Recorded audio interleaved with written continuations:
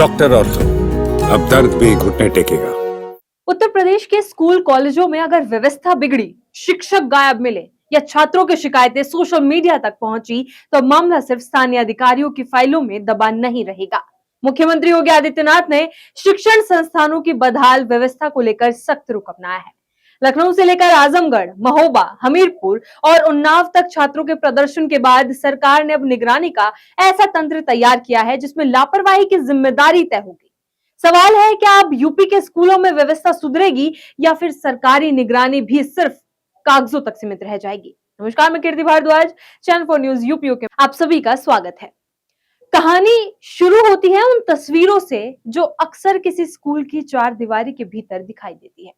कहीं शिक्षक कम है, कहीं पढ़ाई प्रभावित है, कहीं प्रशासनिक अव्यवस्थाओं को लेकर छात्र सड़क पर उतर रहे हैं और कहीं शिकायतें सोशल मीडिया के जरिए सरकार तक पहुंच रही है। लखनऊ, आजमगढ़, महोबा, हमीरपुर और उन्नाव समेत कई जिलों में छात्रों के प्रदर्शन ने सरकार का ध्यान खींचा।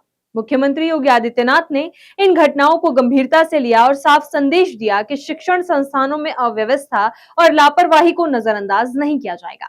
सरकार ने अब स्कूलों और शिक्षण संस्थानों की निगरानी के लिए सीधे मुख्यमंत्री कार्यालय के अधिकारियों को नोडल अधिकारी की जिम्मेदारी देने का फैसला किया है। यानी अब निगरानी सिर्फ जिला स्तर की रिपोर्ट तक सीमित नहीं रहेगी। बेसिक शिक्षा, माध्यमिक शिक्षा, उच्च शिक्षा, तकनीकी और व्यावसायिक शिक्षा, समाज कल्याण और श्रम विभाग के अंतर्गत आने वाले शिक्षण संस्थानों पर अलग अलग नामित अधिकारी नजर रखेंगे।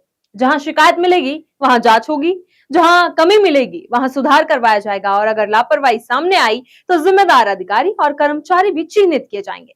लेकिन सरकार के सामने सिर्फ छात्रों के प्रदर्शन की चुनौती नहीं है। सर्वोदय विद्यालयों में नया शैक्षणिक सत्र 1 अप्रैल से शुरू हो गया, लेकिन शिक्षकों की तैनाती में देरी ने व्यवस्था पर सवाल खड़े कर दिए। शिक्षकों की नियुक्ति के लिए जून में विज्ञापन जारी करने की प्रक्रिया में भी लापरवाही के आरोप सामने आए। सरकार ने अब उन अधिकारियों की पहचान करने के निर्देश दिए हैं जिनकी वजह से नियुक्ति प्रक्रिया में देरी हुई, क्योंकि स्कूल की इमारत कितनी भी शानदार क्यों ना हो, स्मार्ट क्लास कितने भी आधुनिक क्यों ना हो, अगर कक्षा में शिक्षक ही नहीं है तो पढ़ाई कैसे होगी? यही सवाल अब सरकार के सामने भी है। मुख्य सचिव एसपी गोयल ने मंडलायुक्तों और जिलाधिकारियों को भी जिम्मेदारी सौंपी है। स्कूलों से जुड़ी सोशल मीडिया पोस्ट पर नजर रखने के निर्देश दिए गए हैं। अगर किसी स्कूल की व्यवस्था को लेकर कोई शिकायत सोशल मीडिया पर सामने आती है तो जिलाधिकारी अपने आधिकारिक सोशल मीडिया अकाउंट के जरिए मामले की जांच करवाएंगे और तथ्यात्मक जवाब देंगे। सरकार का कहना है कि इससे एक तरफ भ्रामक सूचनाओं पर रोक लगेगी तो दूसरी तरफ वास्तविक समस्याओं का भी समय पर समाधान हो सकेगा। लेकिन इसी के साथ सरकार ने भ्रामक खबरें फैलाने वाले यूट्यूबरों पर भी नजर रखने और गलत सूचनाओं का तत्काल खंडन करने के निर्देश दिए हैं। यानी सरकार की रणनीति दो मोर्चों पर है। पहला, स्कूलों की जमीन पर मौजूद समस्याओं को खत्म करना और दूसरा, सोशल मीडिया पर स्कूलों से जुड़ी खबरों और शिकायतों की निगरानी करना। अब बात सिर्फ निरीक्षण की नहीं है, जवाबदेही की भी है। बेसिक और माध्यमिक विद्यालयों में साफ सफाई से लेकर अवस्थापना सुविधाओं तक को मजबूत करने के निर्देश दिए गए हैं। छात्रों और अभिभावकों से नियमित संवाद की व्यवस्था पर भी जोर है। सरकार चाहती है कि शिकायत सड़क पर प्रदर्शन बनने से पहले ही स्कूल और प्रशासन के स्तर पर उसका समाधान हो जाए। छोटे बच्चों की जरूरतों पर भी सरकार ने फोकस किया है।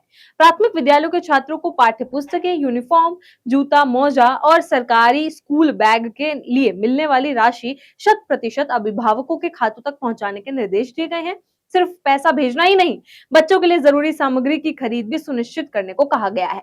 वहीं बारिश के मौसम को देखते हुए स्कूलों में जल भराव और साफ सफाई की समस्या दूर करने के लिए ब्लॉक स्तर पर भी जरूरी कदम उठाने के निर्देश दिए गए हैं, क्योंकि स्कूल में पढ़ाई तभी होगी जब स्कूल तक पहुंचना और वहां सुरक्षित रहना भी संभव होगा।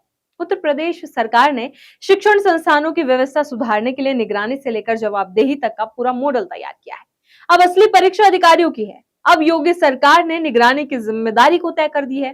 देखना होगा कि ये निगरानी व्यवस्था बदलती है या सिर्फ रिपोर्ट बदलती है। इसी तरह खबरों के लिए बने रहें चैनल 4 न्यूज़ यूपीओ के साथ।